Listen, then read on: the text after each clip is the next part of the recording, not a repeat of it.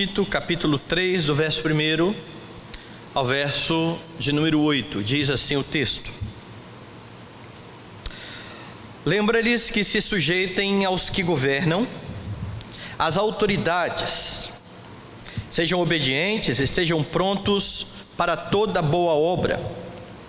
Não difamem a ninguém, nem sejam altercadores, mas cordatos, dando provas de toda cortesia para com todos os homens. Pois nós também, outrora, éramos nécios, desobedientes, desgarrados, escravos de toda sorte de paixões e prazeres, vivendo em malícia e inveja, odiosos e odiando-nos uns aos outros. Quando, porém, se manifestou a benignidade de Deus, nosso Salvador, e o seu amor para com todos, não por obras de justiça praticadas por nós, mas segundo sua misericórdia, Ele nos salvou mediante o lavar regenerador e renovador do Espírito Santo, que Ele derramou sobre nós ricamente por meio de Jesus Cristo, nosso Salvador, a fim de que, justificados por graça, nos tornemos seus herdeiros segundo a esperança da vida eterna. Fiel é esta palavra, e quero que no tocante a estas coisas faças afirmação confiadamente, para que os que têm crido em Deus sejam solícitos na prática de boas obras. Estas coisas são excelentes e proveitosas aos homens. Oremos mais uma vez. Bendito Deus e eterno Pai, exaltamos o Teu nome. Como é bom nos reunir como Tua igreja, como Teu povo, na certeza de que somos aceitos pelos méritos do nosso Salvador. Ó Deus Santo, nós precisamos mais uma vez ouvir a Tua voz. Sabemos que o Senhor nos fala por meio da Escritura, sabemos que a Tua palavra é viva e eficaz. Ó Deus Santo, sabemos que o Teu Espírito, por meio da palavra, ó Deus Santo, lava a nossa vida, nos faz cada dia mais parecidos com o Senhor Jesus Cristo. E nessa certeza, ó Deus Santo, nos colocamos diante do Senhor e rogamos que o Senhor abra, ó Deus Santo, os nossos ouvidos, que Teu Espírito nos faça compreender a Tua palavra, para a glória e para o louvor do Teu santo nome. Em nome e por amor de Jesus nós oramos. Amém. Meus irmãos, nós vimos no capítulo de número 2 que Paulo instruiu a Tito sobre aquilo que ele deveria ensinar a várias classes de pessoas, a várias classes de crentes, a fim de que eles honrassem a Deus. Capítulo 2, lá do versículo 10 até o 1 até o versículo 10, é isso que você tem. Tito deveria instruir os homens mais velhos da igreja, as mulheres mais velhas, os jovens.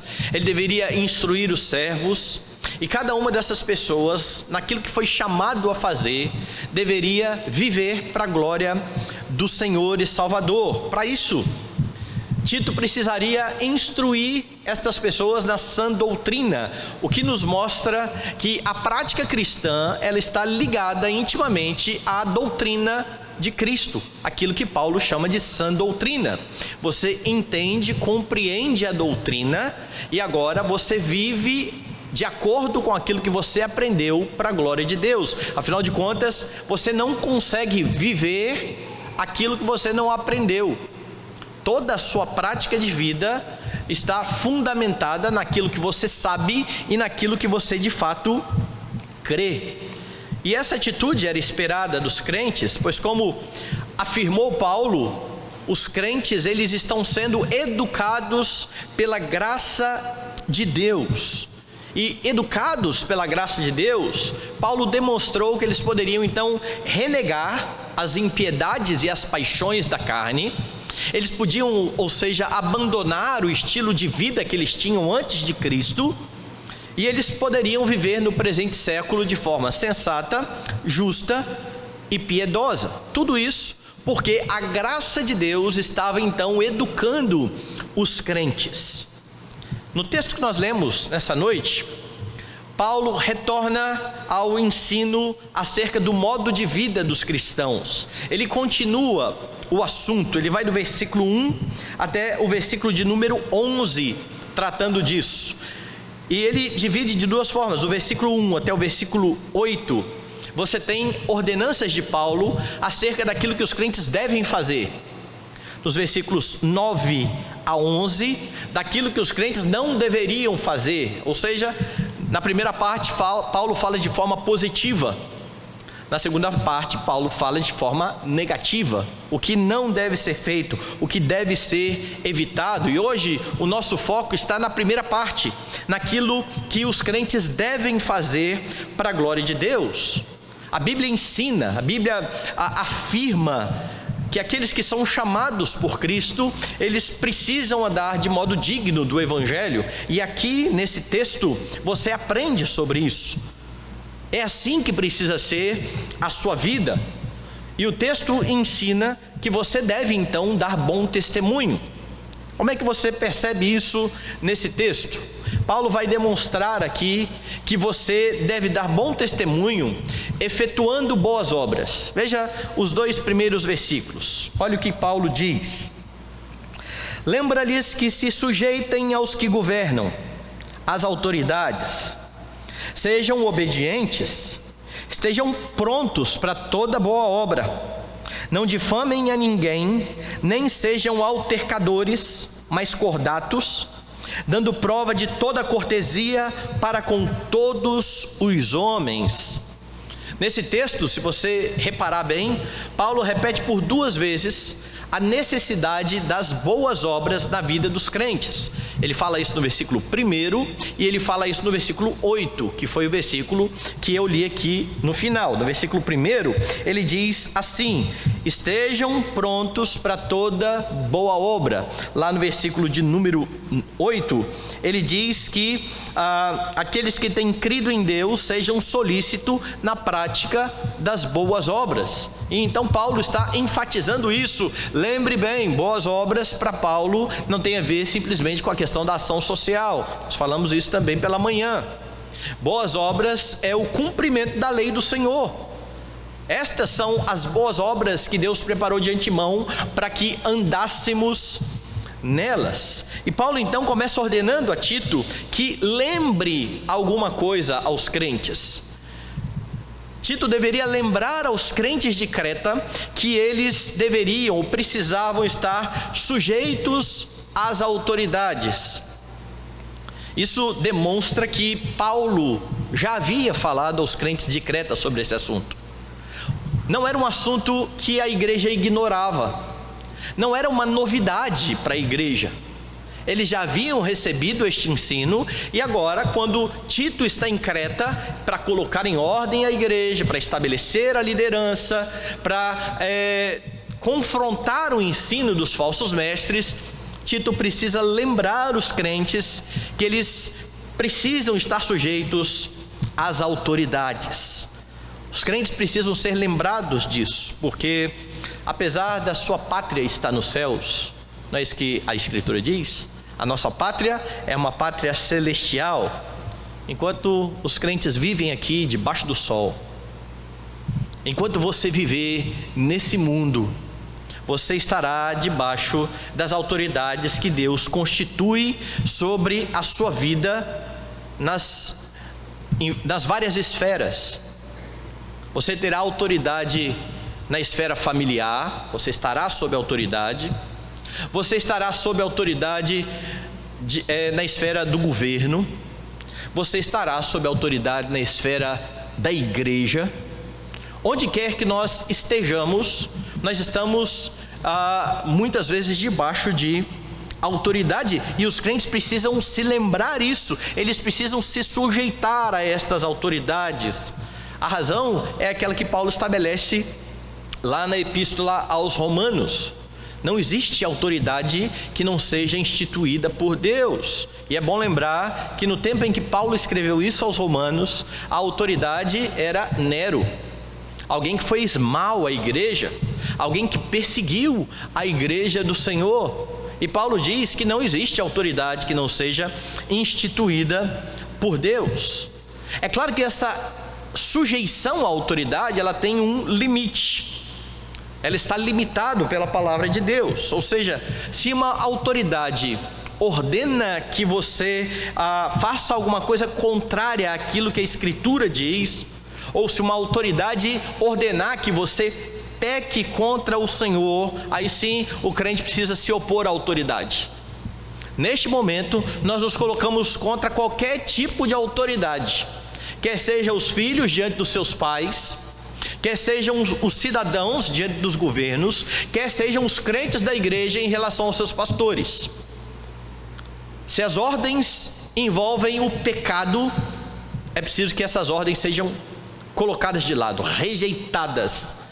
A semelhança daquilo que Pedro faz em Atos dos Apóstolos, quando ele é proibido de pregar sobre o nome de Jesus, e ele é bem claro ao dizer: importa obedecer a Deus do que aos homens.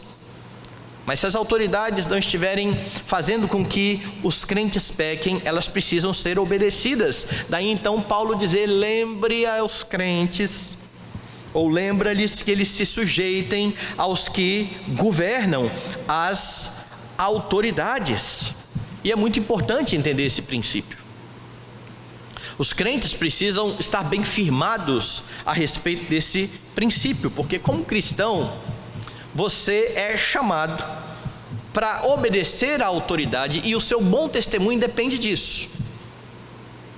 O seu bom testemunho envolve você ir à igreja, mas o seu bom testemunho envolve a forma como você lida com as autoridades que estão sobre a sua vida, quer seja lá no seu trabalho, quer seja você como um cidadão do seu município, do seu estado, do seu país. Não adianta simplesmente ir à igreja, cantar louvores, honrar a Deus e viver como se não existisse autoridade. E viver como se nós pudéssemos ser de fato independentes e fazer aquilo que nós bem entendemos, não nos sujeitando a quem quer que seja. Obedecer às autoridades é uma exigência do 5º mandamento. Honra teu pai e tua mãe. E aí você vai falar: mas pastor, ali está falando de pai e mãe, não tem nada a ver com o presidente da república, tem nada a ver com o prefeito, não tem nada a ver com os magistrados. E se você olhar a nossa interpretação do mandamento, a nossa interpretação oficial, certo? Que está nos símbolos de fé, há algumas perguntas bastante importantes ali. Por exemplo, por que as autoridades são chamadas de pai e mãe? É exatamente para que nós lembremos que devemos nos sujeitar a toda a autoridade, como nós sujeitamos ao nosso pai e à nossa mãe, e de igual forma as autoridades devem entender que ao governar, eles devem governar de forma paternal. É isso que nós temos lá. Eles sabem ou devem saber que eles não devem ser tiranos, mas eles governam como pais governam aos seus filhos. É por isso então que você tem as palavras ali pai e mãe, que primeiramente chega na família, mas que abrange todo tipo de autoridade a que você está sujeita. Porque, como eu disse, Deus coloca sobre você governantes. E sejam eles bons ou maus, eles devem ser obedecidos, a não ser naquela exceção, a não ser que você tenha que pecar para obedecê-los. E mais, é preciso que você obedeça de coração. A obediência é externa e a obediência é interna. Não é simplesmente uma atitude para que as pessoas vejam, mas é uma disposição do coração em submeter-se àqueles que Deus colocou sobre a sua vida. E isso inclui algumas coisas que nós não gostamos de fazer. Por exemplo, pagar impostos. Terrível isso, né? Mas quando você olha para a Escritura, pagai a todos o que é devido. Quem honra, honra. A quem é imposto, imposto. Ah, mas eles são injustos, eu não posso achar que é injusto. Lógico que eu posso achar que é injusto. Eu posso achar que é injusto, eu posso me envolver na política e tentar mudar isso. eu posso votar em pessoas que eu acho que vão querer mudar isso. O que eu não posso é me rebelar. O que eu não posso, por exemplo, é roubar do governo sonegando imposto. Eu preciso, como cristão, me submeter àquilo que o governo está colocando nesse caso. Isso inclui você ter determinado tipo de conduta. Muitas vezes, quer ver? A lei diz que você não pode dirigir depois que você bebe. Existe um mandamento bíblico para isso? Existe uma proibição bíblica para isso? Não, não existe. Mas é uma questão do governo. E aí? E aí que nós nos submetemos.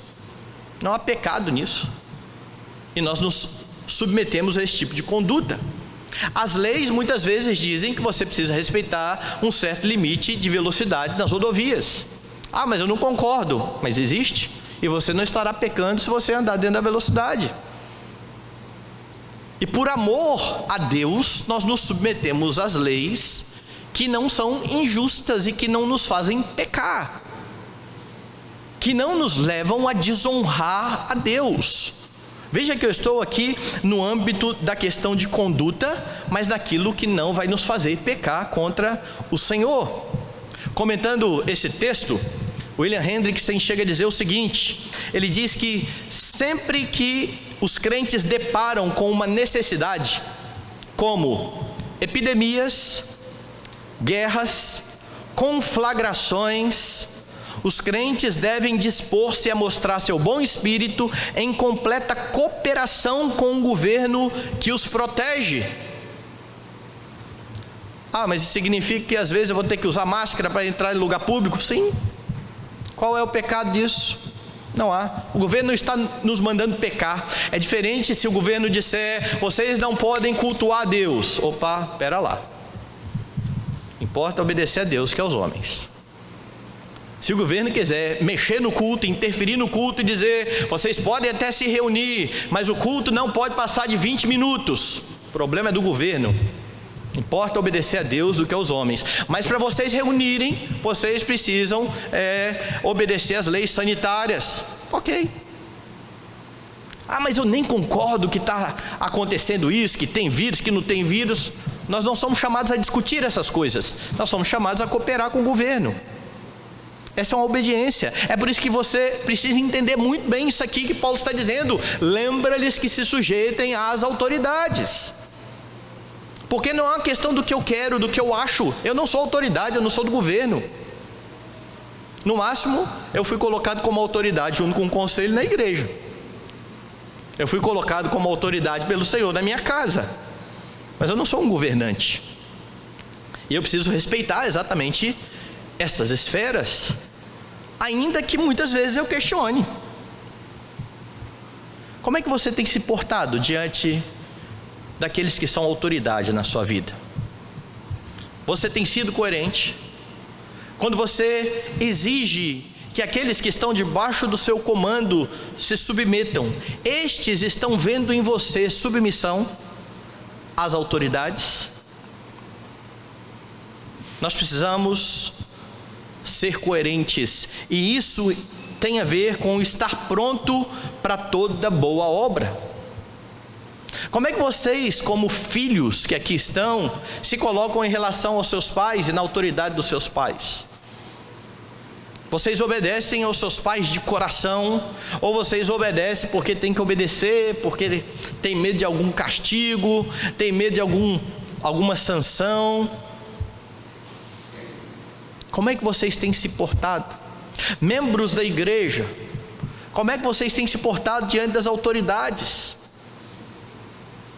Cada instância que nós vivemos, em cada instância que nós vivemos, é preciso que haja coerência, é preciso que haja boa obra, e a boa obra passa pela sujeição às autoridades. Depois que Paulo fala sobre a relação de obediência às autoridades, ele passa a tratar da relação daqueles que estão em igualdade de posição.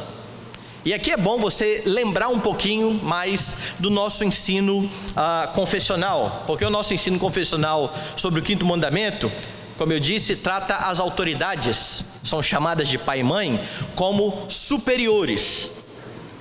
Tratam aqueles que estão debaixo da autoridade como inferiores.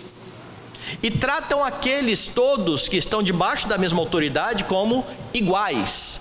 E então tem como você se porta em relação aos superiores, à autoridade, como o superior se porta em relação ao inferior, ou seja, como a autoridade se porta em relação àquele que está sendo conduzido por ela, e como aqueles que estão debaixo da autoridade, os iguais, se tratam uns aos outros. E quando a nossa confissão de fé, no caso o nosso catecismo, fala a respeito de superiores e inferiores, não tem nada a ver com a dignidade humana. Quer dizer então que um pai vale mais do que o filho para Deus?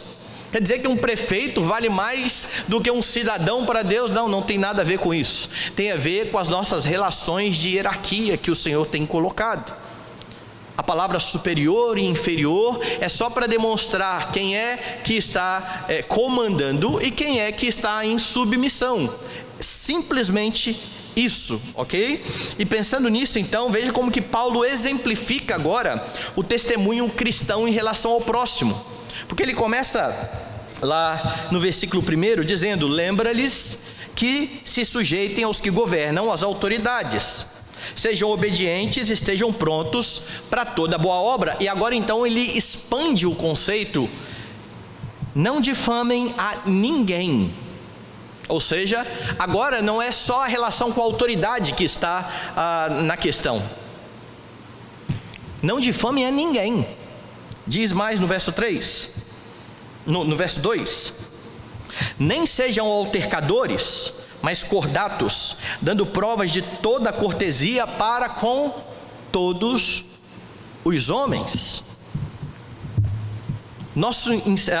Paulo agora exemplifica de forma bem prática. Ele diz: não difamem. E a ideia aqui, o que Paulo está fazendo aqui, é aplicar mais um mandamento. Agora ele fala do 9º mandamento: não dirás falso testemunho contra o seu próximo. E a difamação é a quebra exatamente deste mandamento. Por conta da queda, por conta daquilo que aconteceu lá no Éden, o pecador, o homem pecador, ele é propenso à difamação. Ele é propenso a enxergar o outro como se o outro fosse inferior a mim, e não como se ele fosse igual a mim, ou ainda, segundo o mandamento da Escritura, ainda que ele seja igual a mim, eu devo considerá-lo superior. Cada um considere o próximo superior a si mesmo. É por isso que você precisa ter cuidado com isso. Essa é a ordenança da Escritura. Ela não nos ordena e não nos autoriza a nos considerar melhores do que alguém, mas ela nos ordena a considerar o nosso próximo superior a nós. E quando você começa a enxergar dessa forma, você começa a se portar de maneira correta. Você não vai então fazer fofocas daquele que você entende que é superior a você. Você não vai falar mal. Você não vai buscar ocasiões para expor os pecados, os erros dos irmãos, porque por vezes nós fazemos isso. Nós nos incomodamos com a forma como alguém está lidando, e ao invés de fazer aquilo que a Escritura diz, se seu irmão pecar, vai até ele, nós procuramos ocasiões para expor, para que outras pessoas vejam aquilo que eu estou vendo. E aí então, na minha conversa, você reparou fulano de tal, como fulano de tal tem feito assim, assado. E aqui então Paulo está dizendo a Tito: lembra aos crentes que não difamem a ninguém. Cuidado. Cuidado para não ser um divulgador de mensagem falsa. Nós estamos aí na época que as pessoas vivem falando de fake news. E nós somos muito rápidos em colocar notícia para frente, principalmente se essa notícia aparentemente verdadeira fala contra aquilo que eu quero falar. Então, se é contra um político que eu não gosto, eu não quero nem conferir se isso é verdade ou mentira. Eu passo para frente. Eu preciso ter cuidado com isso. Eu não posso ser um divulgador de fofocas. Paulo diz mais: não ser altercadores. O que é um altercador? O altercador é aquele que está disposto a batalhar, é aquele que está disposto a disputar, é aquele que não perde uma oportunidade para brigar. Então Paulo está dizendo: diga para que eles não sejam assim, para que eles não vivam a batalhar. Ou seja, você é chamado para se abster de contender. O homem de Deus não tem que viver a contender. No entendimento de Calvino, isso significa que você precisa evitar rixas e polêmicas. Pelo contrário, o crente, em vez de se portar assim, ele precisa ser, como diz Paulo aqui, cordato, gentil. É isso que quer dizer a palavra conveniente. Você tem que entender como se portar de forma conveniente. E se você olhar à sua volta aí, talvez se você olhar até para a sua vida, você vai perceber que não são poucos os crentes que buscam o tempo todo uma ocasião para combater, para disputar. Qual é o meu hobby? O meu hobby é discutir. O meu hobby é discordar, é disputar, é brigar, é ver se eu estou certo, é testar os meus argumentos. Então, qualquer momento que eu acho na minha vida para poder ir lá e falar, eu vou falar. Paulo está falando: não é assim que nós devemos viver. Nós não devemos viver a contender. E com o advento das redes sociais, muitos têm achado que precisam opinar sobre tudo, e muitos têm entendido que tem que ser contra tudo. Então, se uma pessoa coloca alguma coisa lá que eu discordo, eu não consigo me conter, eu tenho que ir lá e falar alguma coisa, dar uma beliscada, o que quer que seja. E aí você tem um monte de crente dando muito mau testemunho nas redes sociais, ofendendo pessoas, ao invés de ser gentis, ao invés de ser mansos. Há lugar para apologética? Lógico que há. Há lugar para defesa da fé? É lógico que há. Não há problema em você discutir opiniões. A questão é por que você quer discutir opiniões. Você pode discutir opiniões de forma respeitosa, tendo como motivação a glória de Deus e o benefício do próximo. Isso quer dizer que a minha discussão não tem a ver com eu ser visto como alguém que conhece muito sobre determinado assunto. Tem a ver com eu querer honrar a Deus, levando todo o pensamento cativo ao pensamento de Cristo. Eu preciso estar preocupado com o meu próximo e tentar livrá-lo do erro. Mas se eu discutir, você quer só mostrar que você é muito bem doutrinado, isso não tem valor, isso é até pecaminoso. Paulo está dizendo: não pode ser dessa forma. Você precisa parar para pensar muitas vezes na razão da sua discussão. Você está fazendo isso tentando convencer que o outro está errado porque você ama o seu irmão e porque você ama a Deus, ou para mostrar que você é bonzão, que você é inteligente. Paulo fala mais. Paulo fala que é preciso dar provas de cortesia. Não adianta eu falar eu sou manso, eu sou gentil, enquanto eu vivo a contender. Eu preciso dar prova disso. Eu preciso mostrar na prática. Não adianta você falar uma coisa e viver de outra forma. E Paulo diz aí no versículo: para com todos os homens.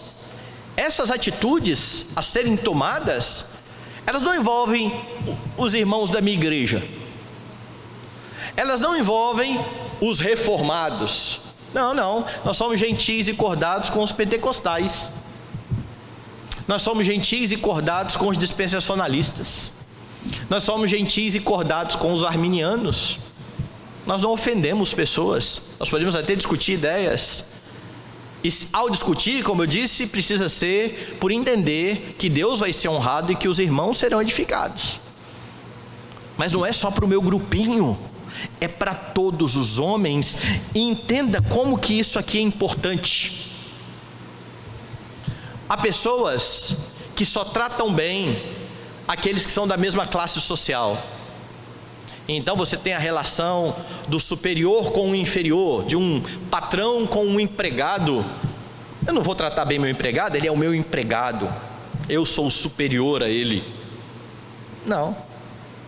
Ou filhos que tiveram a oportunidade de estudar mais que os seus pais e que sabem muito mais do que os seus pais, e só sabem porque os seus pais ralaram e botaram na escola, e que agora se veem como superiores e querem humilhar os seus pais, que são mais bitoladinhos,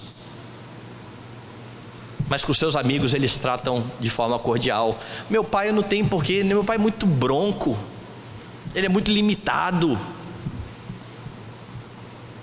Ou ainda, diferença por conta de raça, cor. E aí os crentes, ao invés de olharem para o Evangelho como uma cura para isso, eles vão atrás dos movimentos sociais. E aí você vê crentes, moças, se definindo como feministas. Não é o feminismo que dá solução para esses problemas, é o Evangelho. Eu vou me envolver aí com agora o BLM, né? As vidas negras importam. Sim, toda vida importa. Todo homem é imagem e semelhança de Deus. E você não deveria precisar de um movimento social para saber que todo homem merece ser tratado com dignidade, com cortesia, por ser imagem e semelhança de Deus. Você precisa do Evangelho. Crentes não precisam se envolver com esse tipo de movimento. Eles têm o Evangelho. É o Evangelho que nos faz ver o mundo na perspectiva correta, não são os movimentos de classe. E se você entender que você precisa agir assim para com todos os homens, você vai honrar Deus, você não vai menosprezar ninguém, ainda que seja de uma classe diferente da sua, ainda que seja de um grupo religioso diferente do seu, ainda que seja de um partido político diferente do seu. São imagem e semelhança de Deus. Você precisa dar bom testemunho, diz Paulo, efetuando boas obras, e ele continua: você deve dar bom testemunho porque você foi capacitado para isso. Porque alguém pode falar assim, é difícil viver assim, né? É impossível viver assim. Bom, Paulo vai mostrar que você foi capacitado para viver assim, do verso 3 ao verso 7, que ele diz assim: pois nós também outrora éramos nécios, desobedientes, desgarrados, escravos de toda sorte de paixões e prazeres, vivendo em malícia e inveja, odiosos e odiando-nos uns aos outros. Quando, porém, se manifestou a benignidade de Deus, nosso Salvador, e o seu amor para com todos, não por obras de justiça praticadas por nós, mas segundo sua misericórdia, Ele nos salvou mediante o lavar regenerador e renovador do Espírito Santo, que Ele derramou sobre nós ricamente, por meio de Jesus Cristo, nosso Salvador, a fim de que, justificados por graça, nos tornemos seus herdeiros, segundo a esperança da vida eterna. Preste atenção no que Paulo vai fazer agora. Poderia haver uma questão aqui entre os cretenses: Paulo, me explica aí como é que eu vou ser bom com pessoas más. Como é que eu vou ser bom com pessoas perversas? Porque havia, os falsos mestres tinham uma conduta assim, má. E Paulo então começa argumentando acerca da razão para os crentes procederem dessa forma. Paulo lembra, vocês também eram assim.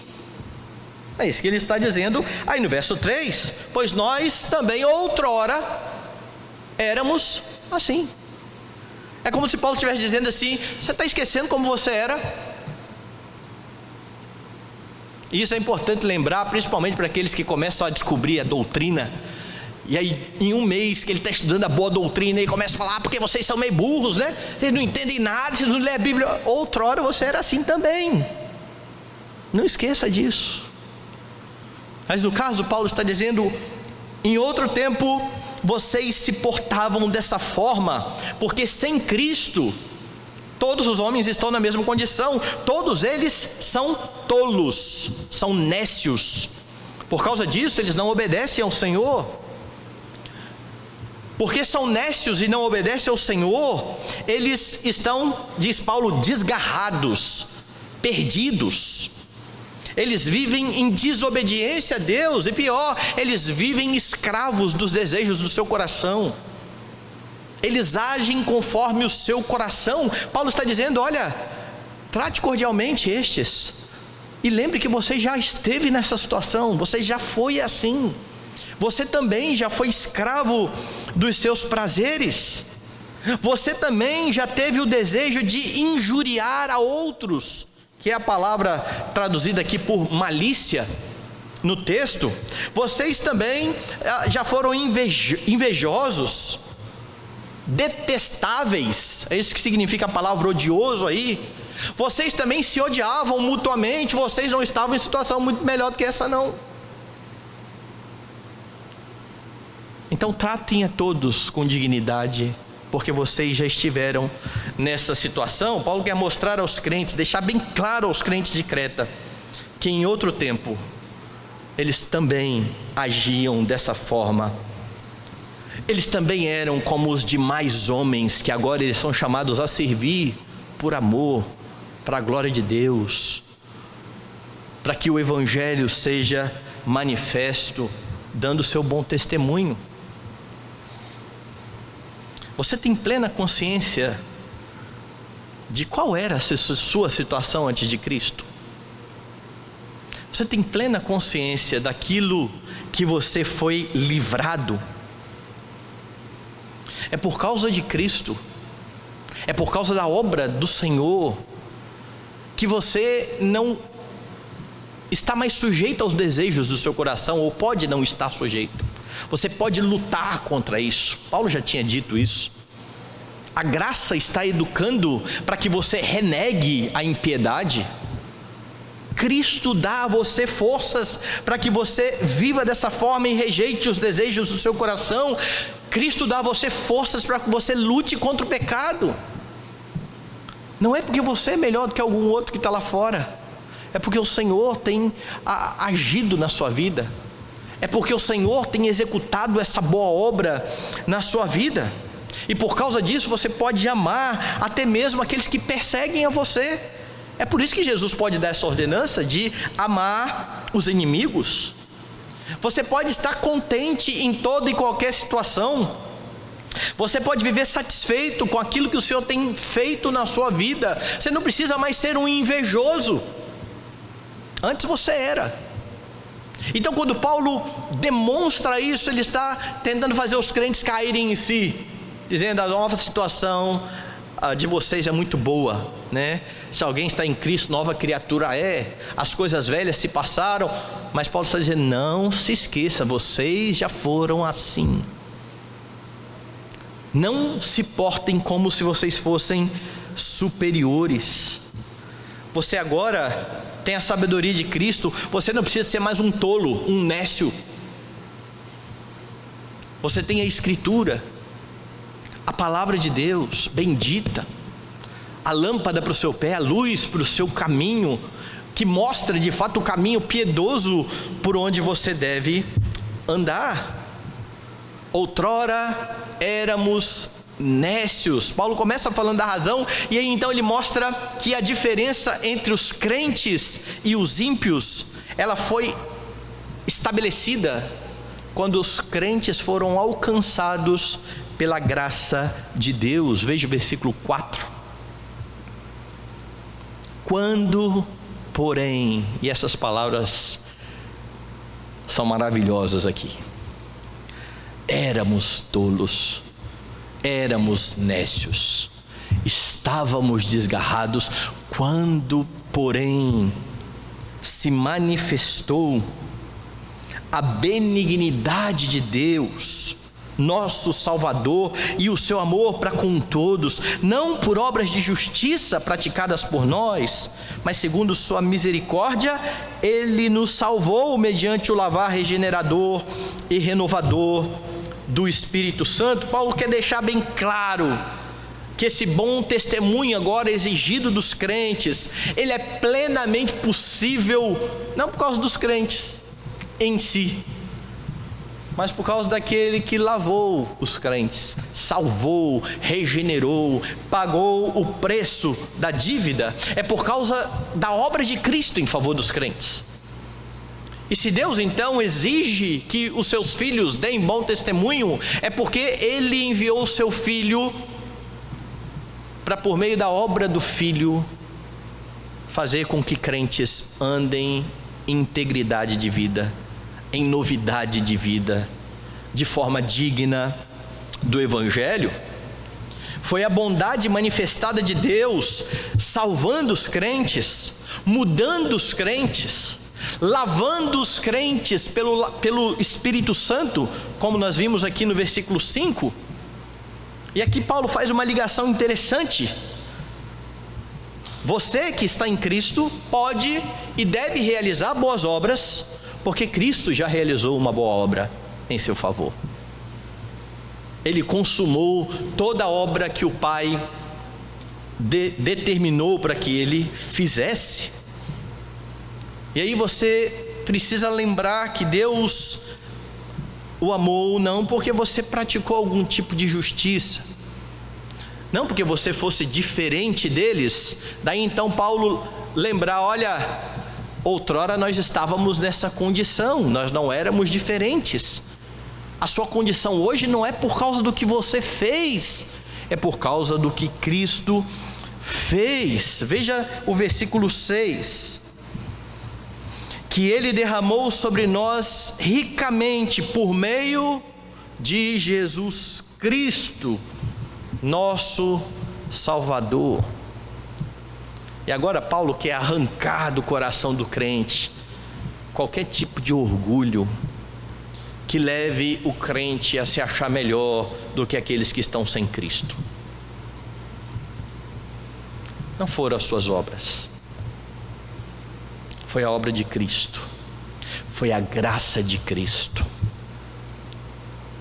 foi a benignidade de Deus.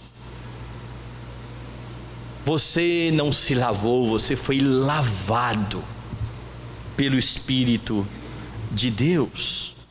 E o que Paulo vai fazer aqui é destacar a obra da Trindade na salvação dos crentes. Eu vou ler de novo os versículos. Versículo 4, ele aponta para o Pai, dizendo que o Pai nos amou. Veja, quando porém se manifestou a benignidade de Deus, nosso Salvador, e o seu amor para com todos, e é lógico que todos aqui não inclui todos os homens do mundo, mas todos os tipos de homens. Paulo já tinha dito isso nos versículos anteriores, todas as classes de homens. Aí então no versículo 7 ele fala da obra de Cristo, veja lá, a fim de que, justificados por graça, nos tornemos seus herdeiros segundo a esperança da vida eterna. Jesus se deu para justificar os crentes que foram amados pelo Pai, para que estes pudessem ser adotados como filhos, razão de agora sermos herdeiros, como ele coloca aqui no versículo 7. Ele destaca a obra do Espírito Santo que foi derramado por Cristo, lá no verso 5 e na parte 6a. Não por obras de justiça praticadas por nós, mas segundo sua muita misericórdia, Ele nos salvou mediante o lavar regenerador e renovador do Espírito Santo, que Ele derramou sobre nós ricamente por meio de Jesus Cristo. Então cada uma das pessoas da Trindade aqui está sendo apontada como Paulo, como responsáveis pela nossa salvação. Você foi salvo pelo Deus Trino, pelo bendito Deus, que te tirou das trevas, que te trouxe para a maravilhosa luz, que te deu uma nova condição de vida, a ponto de você poder agora dizer que em Cristo as coisas velhas se passaram, tudo se fez novo.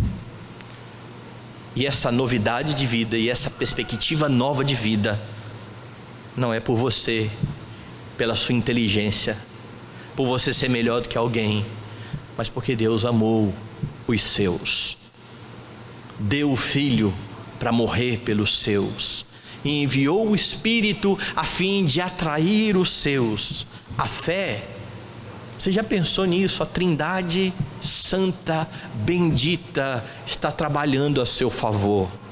E então, quando Deus diz: execute as boas obras, faça as boas obras, Ele já fez de antemão aquilo que era necessário para que você pudesse andar dessa forma.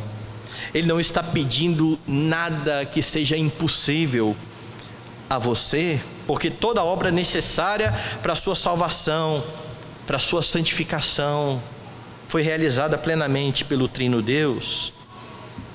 Você então não tem desculpas para não agir dessa forma, para não submeter-se às autoridades, para não tratar a todos de igual forma, para enxergar em cada ser humano uma pessoa digna, imagem e semelhança de Deus. Por causa da obra da Trindade, você foi salvo, você está em outra situação. Aquilo que você fazia antes de conhecer a Cristo, por melhor que pudesse ser, era visto por Deus como pecado, como trapos de imundícia. Você estava perdido, você estava morto em seus delitos e pecados. Agora, estas ações corretas, que eram feitas muitas vezes antes de Cristo e vistas como pecado por causa de Cristo, são boas obras, são aceitas por Deus. Por causa de Cristo, salvo pela obra de Cristo, você tem nova motivação e pode realizar boas obras para a glória de Deus. Então lembre-se, você foi amado por Deus sem merecimento algum. Ame o seu próximo, não por interesse, não porque ele pertence ao seu grupo, qualquer que seja o grupo, teológico, político, social, de raça. Não ame por interesse, ame de fato e de verdade, ame por obediência ao Senhor que te amou. Às vezes nós queremos nos relacionar e amar aqueles que merecem ser amados, mas não tem ninguém que merece ser amado não, nem nós merecíamos ser amados. Deus, em sua benignidade, em sua graça, quis nos amar. Por causa disso, Jesus se deu em seu lugar, e é por isso que você não vai mais sofrer a condenação e a justa ira de Deus. Você foi livre disso. O Espírito Santo que te salvou está santificando a sua vida. Esforça-se então para viver em conformidade com a palavra de Deus. Busque conhecer a palavra de Deus. O Espírito ilumina o seu entendimento para que você compreenda a palavra de Deus e dê um bom testemunho, capacitado pelo Senhor Jesus Cristo, aquele por meio de quem você agora é visto não como um pecador, mas como alguém justo, alguém que foi justificado, e que porque foi justificado não mais sofrerá a ira de Deus. Em Jesus você é um herdeiro de Deus juntamente com Cristo. Então seja grato, seja humilde, olhe para os perdidos com misericórdia, proclame o Evangelho a eles, pois Deus salvou a sua vida. O Deus que salvou a sua vida é poderoso para salvar pecadores. Eu creio que os crentes, eles não devem se abster da política e das discussões políticas, mas é triste perceber que para alguns crentes parece que a redenção está no sistema político, e que se você conseguir simplesmente fazer com que uma pessoa deixe de ser socialista e passe a ser conservador, está tudo certo. Não está. Porque um socialista sem Cristo vai ter o mesmo destino de um conservador sem Cristo. A redenção não se dá por sistemas políticos. A redenção se dá pelo Senhor Jesus Cristo.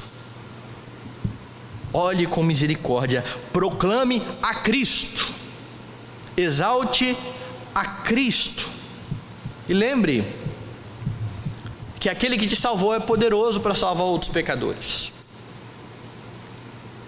Lembre que o seu bom testemunho pode ser usado por Deus para adornar a doutrina, a proclamação, como Paulo já falou no capítulo anterior, e pode despertar os pecadores a pensar: poxa, a vida de fulano mudou mesmo, o evangelho tem sido visto na prática, não só no falar. Porque às vezes crentes têm falado, mas a sua conduta tem sido tão terrível que tem afastado pessoas de Cristo. É isso aí que é o evangelho? Estou fora, não quero saber. Com isso eu não estou querendo dizer que nós vamos transigir com o erro, transigir com o pecado. Nós vamos ser firmes contra isso, nós vamos pregar contra isso, mas apontando para Cristo e não para qualquer outra coisa que seja. Dê um bom testemunho, não arrume desculpas quando você der mau testemunho. Mas foi porque, mas peça perdão. A redenção, todo aquele que se arrepende e contrito se achega a Deus é perdoado, é perdoado. Confesse pecados, confesse faltas a Deus e peça que Ele te use na proclamação do evangelho com poder e graça. E você ainda pode aguardar com expectativa a consumação da vida eterna que você já tem em Cristo Jesus. Você precisa dar bom testemunho porque você foi capacitado para isso. Cristo mudou a sua vida. Você era um inimigo, agora você foi aproximado, você é filho. Você era escravo das suas paixões, agora você está em Cristo e é escravo de Cristo somente. Viva para a glória do Senhor.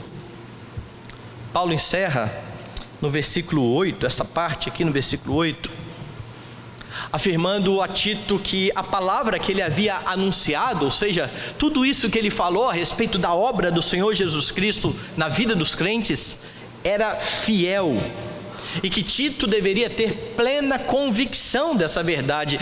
Tito deveria pregar essa mensagem com confiança, para que os crentes fossem também solícitos na prática das boas obras, que Paulo diz aqui ser coisas excelentes e proveitosas a todos os homens. Veja o versículo 8, fiel é esta palavra, pode crer no que eu estou falando, Tito, o que eu estou falando é verdadeiro, e quero que no tocante a estas coisas faças afirmação confiadamente, pregue, proclame com convicção essa verdade, para aqueles que têm crido em Deus sejam solícitos na prática das boas obras. Estas coisas são excelentes e proveitosas aos homens. O Senhor Jesus Cristo salva pecadores e capacita pecadores agora a honrá-lo. É por isso que você precisa dar bom testemunho. E Paulo diz que você deve dar bom testemunho efetuando estas boas obras. Em outro lugar ele vai dizer boas obras que Deus preparou de antemão para que andássemos nelas. Você deve dar bom testemunho porque você foi capacitado para isso, você foi salvo. Que em cada momento da sua vida você se lembre dessa bendita verdade. Você se lembre muito bem de onde você foi tirado, das trevas, completamente escravo das suas paixões, e agora transferido para um reino bendito, o reino do Filho do amor de Deus. Lembre que a sua salvação se deu então exclusivamente pela obra do Senhor Jesus Cristo, não pelas suas, não pelo seu esforço, não pela sua inteligência. E que essa lembrança o faça estimar cada dia mais o Salvador e olhar com misericórdia para aqueles que estão à sua volta, perdidos, ainda no mesmo estado que você estava outrora, carecendo do mesmo Redentor e do mesmo Salvador que te salvou e que é poderoso para salvar a eles também. Que você então não cesse de proclamar o Evangelho, a sã doutrina de Cristo aos perdidos, e que o seu testemunho, fruto da obra de Cristo em você, embeleze a doutrina que tem sido proclamada. Deus nos ajude, Deus nos abençoe e nos capacite a cada momento. Vamos